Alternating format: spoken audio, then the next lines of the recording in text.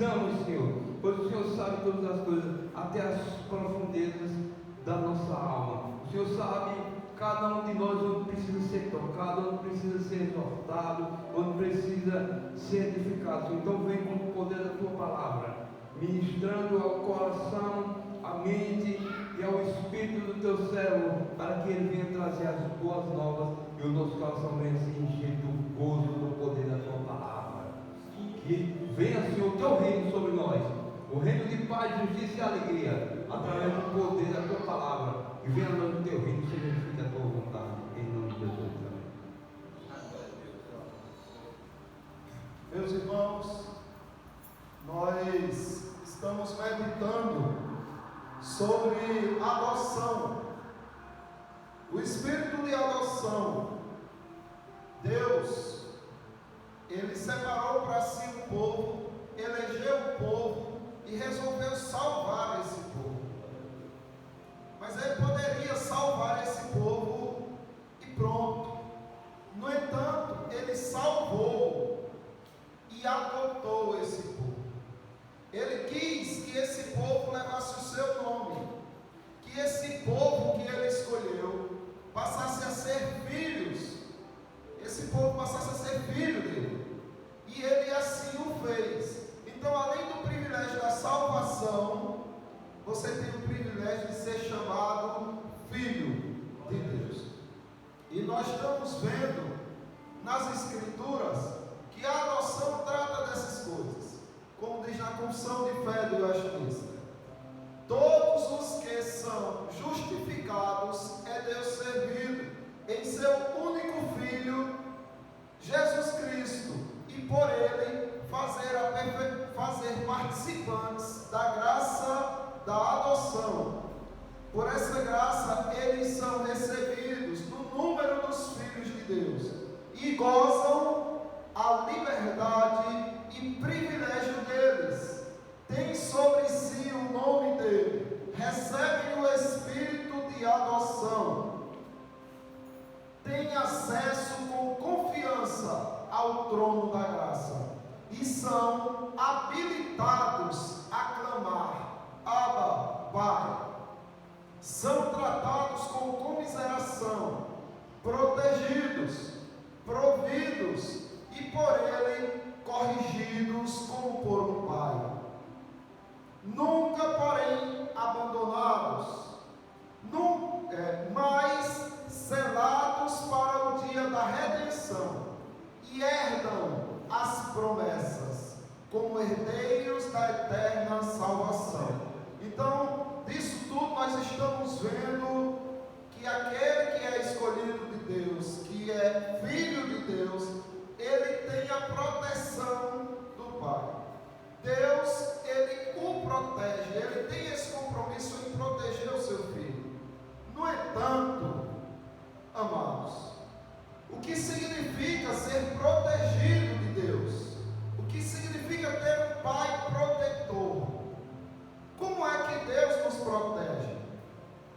E aí, nós temos visto que aqueles que amam ao Senhor, que aqueles que servem ao Senhor, são muitas vezes atingidos, são muitas vezes feridos, muitas vezes são perseguidos, são capturados, são presos e muitas vezes são mortos cruelmente. E aí você pergunta: então, o que a Bíblia quer dizer quando diz que Deus é um Pai que nos protege? E aí nós vamos entender à medida que nós conhecemos o nosso Pai. O que é que Ele quer de nós? Ele quer nos proteger de quê? Então hoje nós vamos ver que para ser protegido, muitas vezes você precisa ser ferido. Para ser protegido, muitas vezes você tem que ser atingido. Observe aqui: Deus protege os seus filhos de quê? Do que Deus protege os seus filhos? Existiu um homem na terra que ele recebeu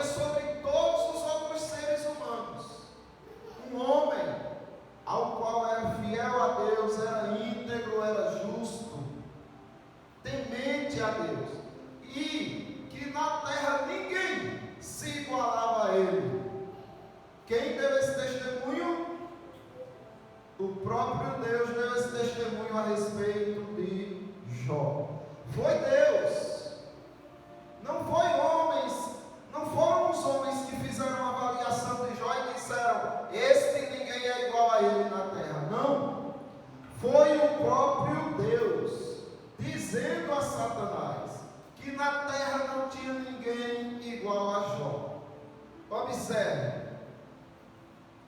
Perguntou ainda Jó, capítulo 1, versículo 8. Perguntou ainda o Senhor a Satanás: observaste o meu servo Jó? Porque ninguém há na terra semelhante a ele, homem íntegro e reto, temente a Deus e que se desvia do mal. Bem, então era um homem que tinha toda a aprovação de Deus, que podia dizer que era filho de Deus, pois o próprio Deus dava testemunho dele. No entanto, ele foi atingido, ele foi ferido, e de uma forma muito dura. Então, se Deus protege, por que Jó foi ferido? Porque Deus queria proteger Jó, e também a todos que aqui estão, da pobreza espiritual. Da pobreza espiritual. Deus ele não vai deixar que seus filhos morram pobres espiritualmente, porque financeiramente sim, podem morrer pobres, mas espiritualmente Deus trabalha para que eles morram ricos. Veja só esse contexto do qual Satanás é enviado por Deus para ferir Jó. O diabo diz assim: estende, porém, a mão e toca-lhe em tudo quanto tem, e verás se não blasfema contra ti na tua face. Disse o Senhor a Satanás: eis que tudo quanto ele tem está em teu poder, somente contra ele não estendas a mão. E Satanás saiu da presença do Senhor, e de fato tirou tudo que Jó tinha. Tirou a riqueza de Jó, os bens de Jó, os filhos de Jó. E aí Jó passa por esse momento muito difícil. Por quê? Porque ele precisava ser protegido da pobreza espiritual, de não reconhecer a autonomia de Deus. Jó tinha tudo de bom, não faltava nada para Jó. Jó tinha riqueza, tinha prosperidade, tinha saúde, tinha uma família bonita, tinha amigos, propriedades, ele tinha de tudo, não faltava nada para ele. E ainda tinha o testemunho de Deus, de que ele era homem íntegro, reto, temente a Deus, que se desviava do mal. Então ele era, digamos assim, uma pessoa completa. Não. Jó tinha muito o que aprender. E Deus vai trabalhar para que Jó seja protegido da ignorância espiritual, do fato de não reconhecer a autonomia de Deus. Porque à medida que Deus envia Satanás para fazer tudo o que fez contra Jó, e à medida que Jó cai em si e diz que Deus pode sim fazer isso, quem está assistindo está também ouvindo essa declaração e aprendendo a ser mais rico espiritual, em conhecer a autonomia de Deus, em fazer como Ele quer. Então, depois de perder tudo, Jó se levantou, rasgou o seu manto, rapou a cabeça e lançou-se em terra. E fez o quê? Adorou. Adorou numa dor terrível. Mas o que é adorar? Adorar é reconhecer que Deus pode fazer o que quer com sua vida, reconhecer a autonomia de Deus. E ele diz: nu saí do ventre da minha mãe, e nu voltarei. O Senhor o deu, o Senhor tirou. Bendito seja o nome do Senhor. Então aqui Jó, ele está podendo expressar a sua riqueza espiritual em reconhecer a soberania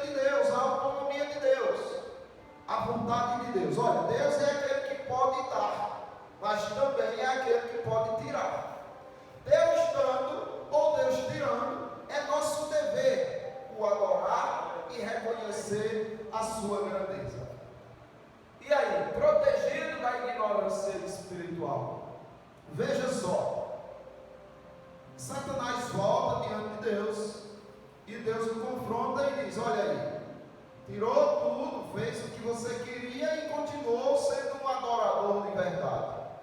O diabo diz: mas também com saúde, não é? Qualquer pessoa dá tudo que tem para ter sua saúde. E com saúde ele quis dar a entender que Jó poderia recuperar tudo, e por isso estava tranquilo. E aí Deus manda ele tocar na saúde de Jó. Só que Deus põe limite. E observe isso. Deus deu esse poder a Satanás de tocar em Jó. Será que antes Satanás não queria tocar? É lógico. Só que Deus protege os seus filhos.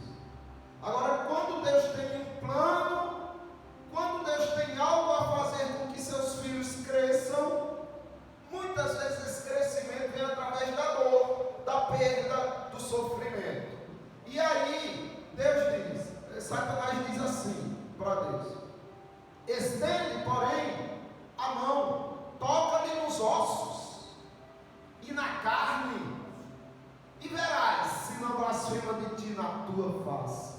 Ou seja, é porque até agora não tocou nele, tocou nas coisas que ele tem, mas se tocar nele, e realmente Satanás acreditava nisso, porque para Satanás a coisa que mais importa é ele, e para muitos que servem ao diabo a coisa que mais importa é ele mesmo. Só que para aqueles que seguem a Cristo, a coisa que mais importa é o seu Deus. Ainda que sua vida seja dizimada daqui da terra, ele continua amando e adorando a Deus. Foi o que aconteceu. Disse o Senhor a Satanás: eis que ele está em teu poder. As coisas deles estavam no poder de Satanás. Satanás tirou tudo, mas não tocou nele. Agora Deus diz: olha, eu tenho um plano, então você vai tocar nele, mas poupa-lhe a vida. Então observe que existiam regras e que Satanás tinha que cumprir elas à risca, porque quem falava era o soberano, que manda em tudo. E aí, isso faz com que Jó seja protegido dessa ignorância espiritual, em não reconhecer a soberania de Deus. Então, depois que Jó estava cheio de tumores, apodrecendo, sofrendo, sua mulher lhe diz: ainda conserva a tua integridade? Amaldiçoa esse Deus e morre. Sugestão dela foi: amaldiçoa a Deus, depois se matam. Mas é óbvio, Deus tinha um plano aí. Jó, ele precisava perder toda aquele conforto que ele tinha. Ele precisava aprender a ser só ele e Deus. Ele não podia ter a segurança da esposa, ele não podia ter a segurança dos amigos. Por isso que os amigos o acusavam, por isso que a esposa falou dessa forma, porque aqui era uma prova onde Jó precisava perder toda aquela ignorância espiritual que ainda restava nele, porque Jó era um homem fiel e íntegro, mas existiam coisas que precisavam ser aprimoradas. Jó ainda tinha muito que ser lapidado. Ninguém chegou a 100%, a não ser o Senhor Jesus Cristo. E todos precisam ser lapidados. E aí, Jó responde à sua esposa: falas como qualquer doida. Temos recebido o bem de Deus, e não receberíamos também o mal? Em tudo isso, não pecou Jó com os seus lábios. Ou seja, a Escritura está confirmando de que o que Jó estava dizendo era o que de fato estava acontecendo. Deus estava apoiando essas palavras de Jó. Ele não pecou com os seus lábios. E aí, meus irmãos, Jó está sendo lapidado nessa situação, protegido da atrofia espiritual.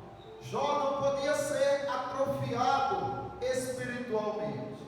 Por isso, Jó, depois de observar tudo o que estava acontecendo, depois de Deus falar para Jó e questioná-lo a respeito de grandiosos eventos que o próprio Deus fez, na angústia que ele estava sofrendo, Jó recua, porque Jó, ele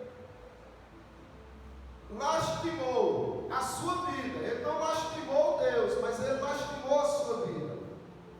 Que ele disse: olha, para que eu nasci? Porque eu não fui um aborto. Não vale a pena ser. As flechas do Todo-Poderoso estão encravadas em mim. Ele sofreu muito, mas ele não blasfemou contra Deus.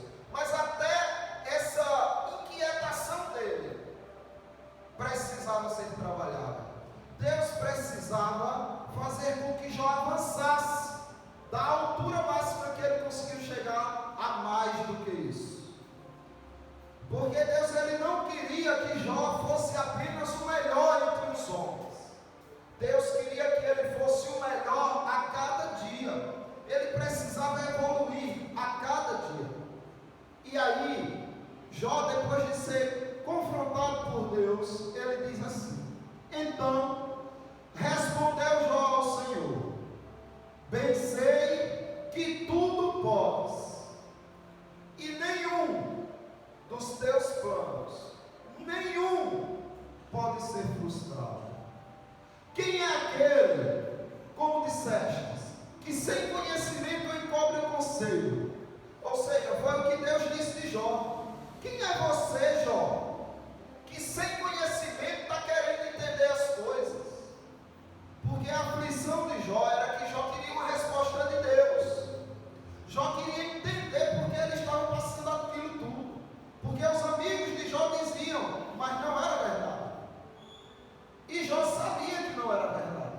Só que Jó não entendia o porquê. E Jó achava que tinha direito a uma resposta.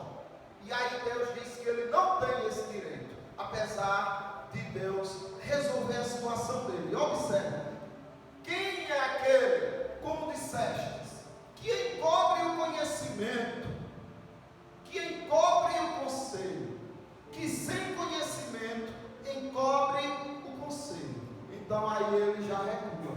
Ele diz: é realmente, quem sou eu para entender alguma coisa? Quem sou eu para achar que tenho direito à resposta? Deus pode fazer e se calar e pronto. Aí ele continua e diz: na verdade, falei do que não entendia, coisas maravilhosas demais para mim, coisas que eu não conhecia.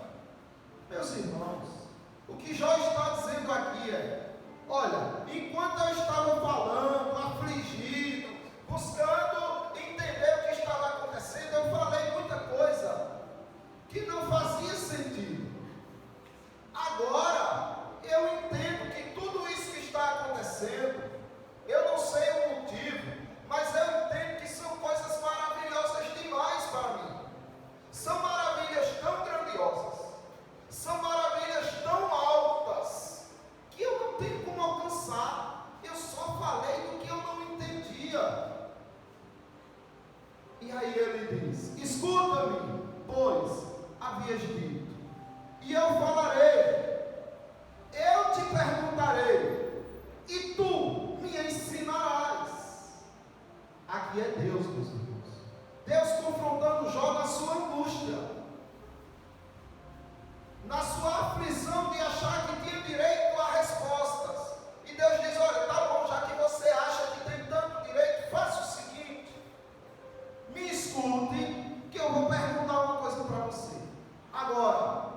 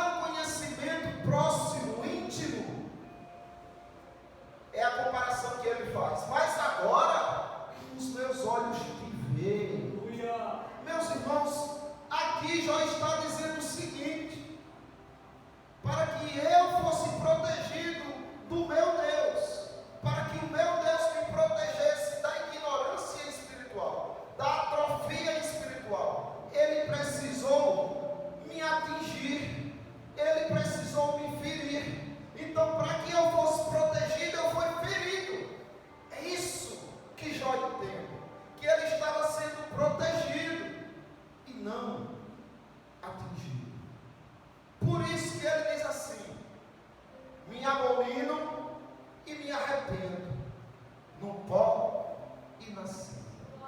Então é isso. Quando o crente, quando o cristão compreende que Deus de fato é aquele que protege, e quando o mal alcança esse crente, ele diz: Deus chegou me protegendo, porque foi Deus, não foi o diabo que tocou em Satanás. O diabo foi apenas um instrumento, e Jó sabia disso. Jó sabia que ninguém toca no Filho de Deus. Aquele que é de Deus, o maligno não toca, a não ser que Deus o faça de instrumento para que o próprio Deus toque, que foi o que Deus fez com Jó. Quando Jó era atingido, ele dizia: é Deus que está tirando. O mesmo Deus que está nos dando está tirando. Ele só está usando aí um escravo qualquer, espiritualmente ou humanamente falando, mas é Ele que está fazendo. E aqui Jó está fazendo a mesma coisa. Ele está dizendo: olha, eu estou envergonhado, eu me abomino, eu me arrependo no pó e na cinza. Por quê? Porque antes, apesar dele ser aquele que recebeu o testemunho do próprio Deus, tinha grandiosíssimas coisas, coisas maravilhosas demais para ele entender, que ele ainda não entendia. Aí Deus faz com que ele seja tocado, ferido, e ele começa a entender. Quando ele começa a entender, aí ele diz: olha, Senhor, antes eu era ignorante, hoje eu te conheço de fato. Antes eu te conhecia superficialmente, hoje eu te conheço íntimo de ti. Então isso daí é a proteção de Deus. Deus, o Pai, é aquele que te protege, mas para te proteger, muitas vezes você precisa ser ferido, atingido, para que você seja protegido de você mesmo. Deus precisa te matar. Por isso que Jesus Cristo diz assim: aquele que amar a sua própria vida, perderá. E aquele que perder a sua vida, por amor de mim, achará. Porque você, quanto mais morre, mais vive em Cristo. E para que você morra, muitas vezes Deus precisa mexer, tocar, atingir aquilo que você ama deste mundo. Porque você se apega tanto com este mundo, com coisas desta vida, que você começa a colocar essas coisas acima de Deus e nem percebe. E Deus te ama tanto que Ele diz: eu vou protegê-los. Porque é meu filho, é minha filha, eu vou protegê-los. E para protegê-los eu vou feri-los. Irmãos, o salmista, ele entendia isso também. Por isso que ele reconheceu a proteção de Deus contra a ignorância espiritual. Veja o que ele diz: foi-me bom ter passado pela aflição, para que aprendesse os teus decretos. Salmo 119, 71. Percebem o que o salmista está dizendo? Ele está dizendo que foi bom, foi muito bom ele ter passado pela aflição que passou, porque antes da aflição ele era acometido de ignorância espiritual. Ele não conhecia os decretos de Deus, como ele passou a conhecer depois que Deus o feriu. E aí ele diz: foi bom, Senhor, passar pela aflição, pois assim eu aprendi os teus decretos. Quando o crente se entristece com algo de ruim que venha sobre ele, na verdade ele está se entristecendo ou se aborrecendo da proteção do Pai. É lógico, se tem uma aflição, o que Deus quer? Que você vá a Ele. Fazer o quê? Pedir para tirar. Mas pedir para tirar dizendo: contudo, que seja feita a tua vontade e não a minha, Senhor. Mas Ele quer que você vá a Ele, pedir o socorro, para que tire aquela situação ruim. No entanto, Ele tem consciência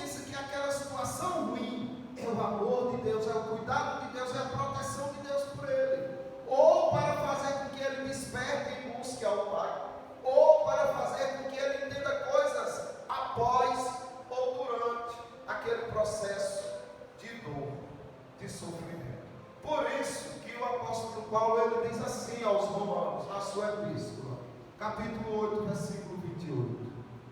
Sabemos que todas as coisas, quando ele diz todas as coisas, é porque são todas as coisas, não fica nada de fora.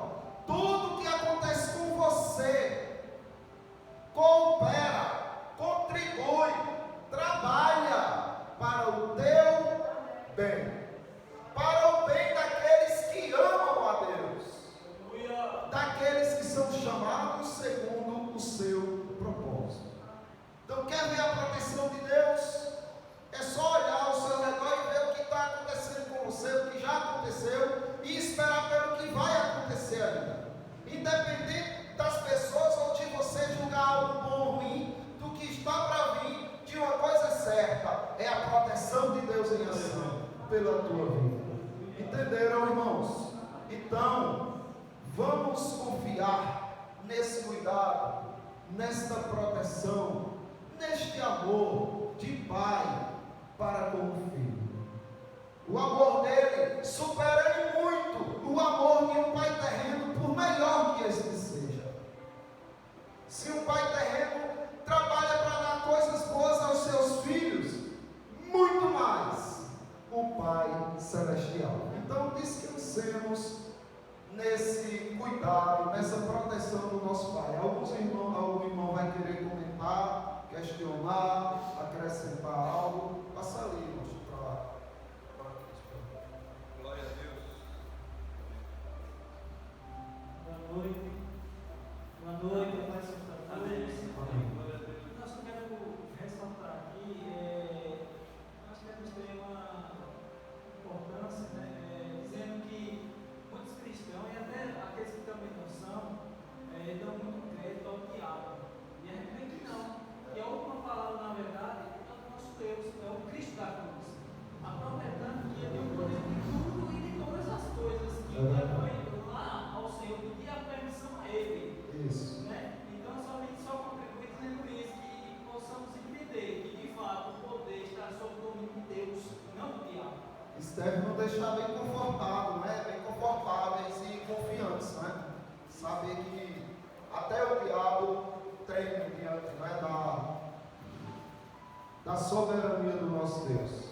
Amém, glória a Deus. Deus seja louvado. A respeito desse detalhe que Deus protege o homem quando atinge, isso aconteceu com o apóstolo Paulo, quando ele foi elevado ao céu. Ele falou: conheço um homem que há 14 anos, não sei se fora do corpo, foi levado até o terceiro céu, e lá ouviu coisas inefáveis que ao homem não é lícito ver, e viu e ouviu coisas grandiosas, E para que ele não se exaltasse, então Paulo, houve essa possibilidade de Paulo se exaltar, para que ele não se exaltasse pelas excelências da revelação que lhe foram mostradas. Deus enviou um espinho na cara, sabe, um mensageiro de Satanás, para que o esbofeteasse todas as vezes, para que ele não se soberbecesse. E a palavra de Deus também declara que Paulo orou ao Senhor 3 vezes para que fosse afastado dele aquele espinho na carne, mas Jesus falou: não, porque a minha graça te basta, pois o meu poder se aperfeiçoa na sua fraqueza. Então, o apóstolo Paulo, ele foi preciso ser submetido a esse castigo para que ele não vivesse na soberba. Amém, é verdade. E aí ele reconhece isso, Washington? E aí ele diz: olha, quando Cristo diz: Paulo, o meu poder está se aperfeiçoando na tua fraqueza, nesse teu sofrimento. Aí Paulo diz: epa, então, de boa vontade, mas me gloriarei nas minhas fraquezas, para que sobre mim repouse o poder de Cristo. Pelo que eu sinto prazer nas angústias, nas tribulações, nas perseguições, nas necessidades, por amor de Cristo. Porque quando sou fraco, então é que sou forte. Então é isso daí. Sabe que Deus ele quer nos ensinar que Ele nunca deixa de nos proteger. Até aquele momento que a gente está ferido, sentindo muita dor, que a gente pensa: onde está o nosso Pai? Ele diz: aqui, te protegendo da tua arrogância, do teu orgulho. Eu estou te moldando, eu estou te provando, eu estou te aprimorando, para que você seja protegido por mim da ignorância espiritual. Amém, irmãos? Então, agradeço a oportunidade. E a gente também vê, né, pastor, que tudo aquilo que aconteceu no livro de Jó teve um propósito. Isso. Né? Teve um propósito. Só que a gente cristão, às vezes, a gente passa por uma tempestade, por uma angústia, e a gente não entende trabalhar em propósito de Deus para aquilo. E muitas das vezes a gente desiste da caminhada. E hoje à noite a gente aprendeu que devemos não retroceder, mas sim avançar agora. Amém. Então, o sofrimento do Filho de Deus tem um propósito. Deus não aflige os seus filhos à toa. Tem algo grandioso por trás do seu sofrimento, tá? Mas continue clamando a Ele para que Deus faça um milagre e tire de você